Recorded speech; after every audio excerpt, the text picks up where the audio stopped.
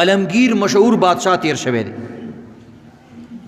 او د ډیر نړۍ او د ډیر زی هغه چې کوم دی بادشاہت کړی دی او ډیر زیات عمر یې کړی دی او ډیر مبارک بادشاہ تیر شوی دی د یو لور و مشهور زیب النساء ډیره مشهور جنۍ تیره شوې ده دا د لور و مخفي د دې تخلص مخفي منه پټه دا حافظ هم وا شاعر هم وا او ډیر حیادار جنۍ و یو ځل د ایران یو شهزاده و هغه یو شعر ویلو ویل د دې شعر دویمه مصره د څوک جوړ کړي زه به ورله انعام ورکوم په هغه وخت کې ایران د شعر و شاعري لپاره ډیر مشهور خپل ملک یې چې کوم دی هغه اعلان وکړو چیلنج یې ورکړو چې دې باندې څوک شعر جوړ کړي یو مصره هغه وویله هغه دا وه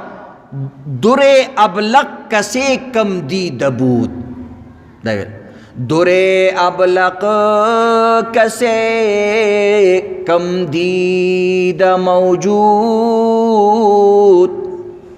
در ابلق کسے کم دید موجود پٹیدار دورنگے موتی ډیرو کمو خلکو لیدلې دی نایاب دی چام نه دی لیدلې داسې موتی چې دوه رنګه سپینه می او توره می موتیان خلکو لیدلی دي مختلف رنګ خو داسې موتی چا نه دی لیدلی چې سپینه وي او توره می د دې شعر معنا دا وایي په دې باندې بل سړی شعر جوړ کړي ایران خلک چې کم دی چا کې همت ونه شو حالانکه د شعر و شاعري ډیر یو لوی دورو اخره کې دا شعر هندوستان ته رالی هندوستان کې شاعرانو پې خواري وکړه زور ازمایي وکړله خو د دې شعر دویمه مصره یې جوړه نه کړې شوه چا زیب النساء له داسې په کاغذ ولیکل چې دا شعر د ایران شهزاده رالیږلی دی دې باندې چې کوم دی بل شعر جوړول دي نو بعض وایي فوراً هغه شعر دویمه مصره جوړه کړه بعض وایي دې سنګار کولو شیشې ته مخامخ ناسته وه نو چې په سترګو کې سلایي لګوله نو چې څنګه سلایي لګوله نو د دې نه هغه سترګه کې کله نه کله تریخوالی شان راشي یا هغه سلایي ګډوډه شي نو د سترګو نه چې کوم دی یو څاڅکی پرېوتو چې څاڅکی پرېوتو لاندې چې وکتلې هغه څاڅکی سپینه مو او توره مو سپینې اوبه وې او تور پکې کجل لګېدلی و بس فوراً یې شعر جوړ کړو هغه وې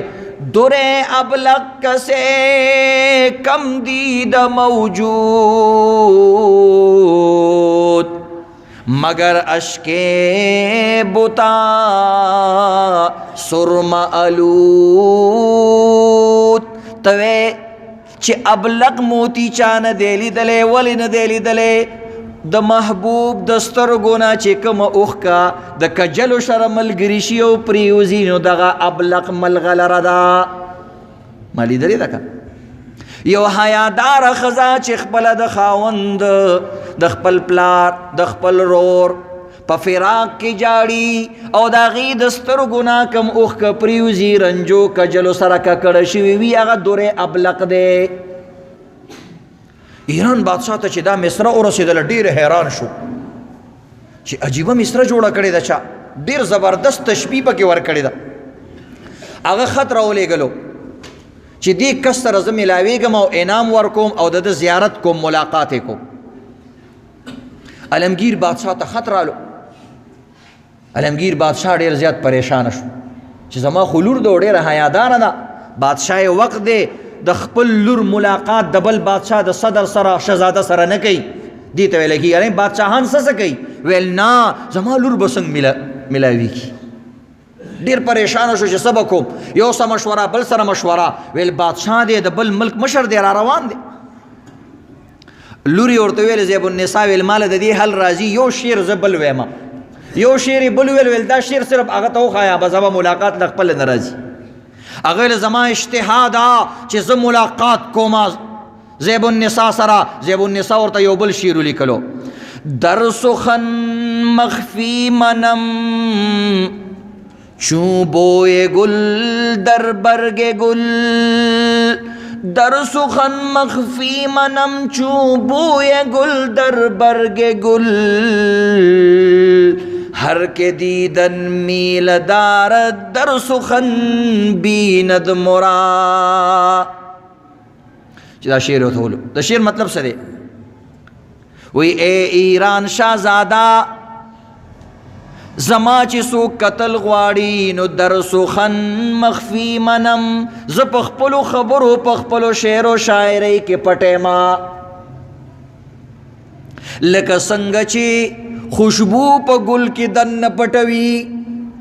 که سړی ګل قتل غواړي، ګل لیدلی چې خو د ګل خوشبو نشي کتلی، نو که خوشبو ته محسوسې نو صرف ګل ته کتی شي، خوشبو ته نشي کتی. وایي زه د ګل په شان د ګل خوشبو یما، گل خو کتے شی خوشبوئی نشی کتے. ہر کے دیدن میل دارت در سخن بیند مرا. سوک چی زما قتل غواڑی نو زما شعر و شاعری زما کلام دیو گوری ما نشی کتے. زما مثال د خوشبو دے، خوشبو سوک نشی کتے. د دین پس بیدا جملہ بالکل عام شوا